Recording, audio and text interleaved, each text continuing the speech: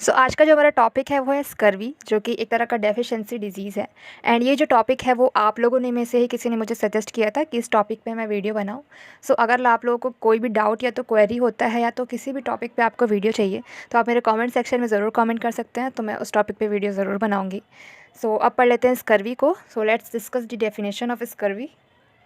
Scurvy is a disease resulting from lack of vitamin C. Scurvy एक तरह का disease है जो कैसे कॉज होता है? Due to deficiency of vitamin C.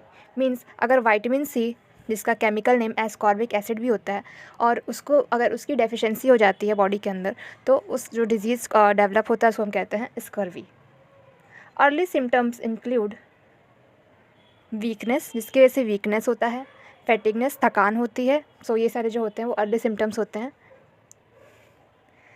It is usually common in elderly people. ये जो डिज़ीज़ है वो बहुत जो कॉमन है वो एल्डरली मीन्स ओल्ड एज की पीपल में ये कॉमन होता है। अल्कोहलिक्स में बहुत ही कॉमन होता है, जो लोग शराब पीते हैं उनके अंदर।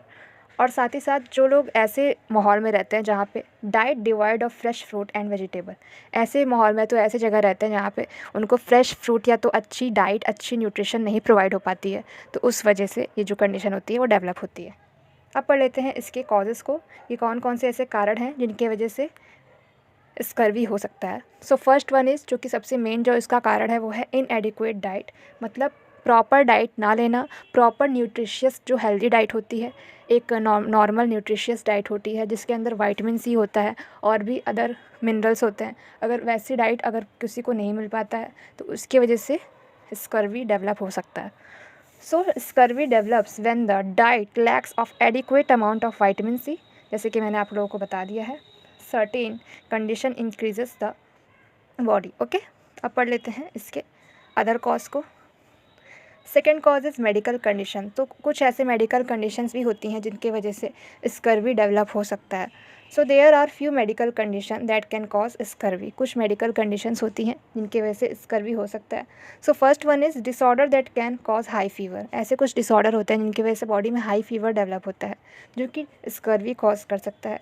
Second one is hyperthyroidism. अगर थायराइड का लेवल बहुत ही हाई होगा तो उस वजह से भी TSH का लेवल अगर बॉडी में हाई होगा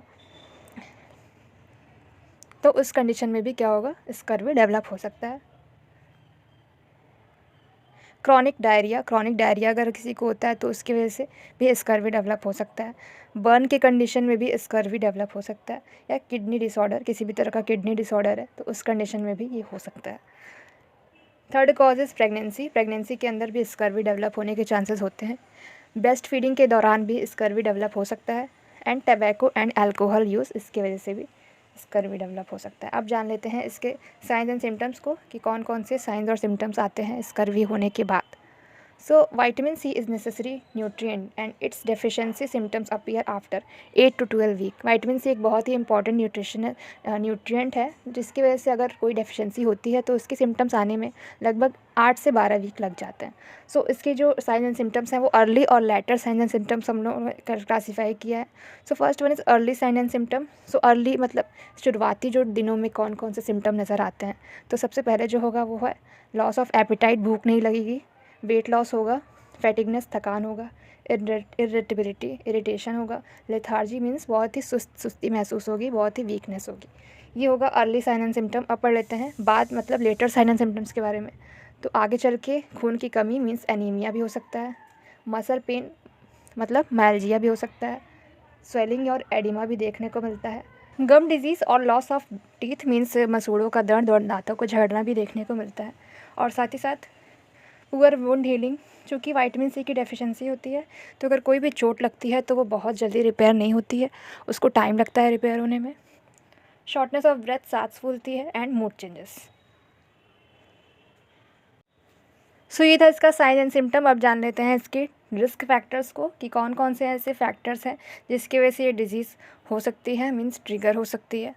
first one is poor nutrition. अगर डाइट बहुत ही अच्छा नहीं होगा, उसमें न्यूट्रिशंस की कमी होगी, विटामिन सी की कमी होगी, तो उस कारण स्कर्वी डेवलप हो सकता है।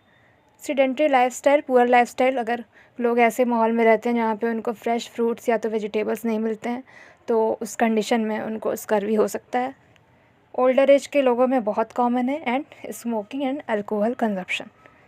ये था इसका रिस्क फैक्टर। अब जान लेते हैं इसके डायग्नोसिस को। So diagnosis is very clinical and history taking लेते हैं, पेशेंट की हिस्ट्री लेते हैं, उसका फिजिकल एग्जामिनेशन करते हैं एंड ब्लड टेस्ट कराते हैं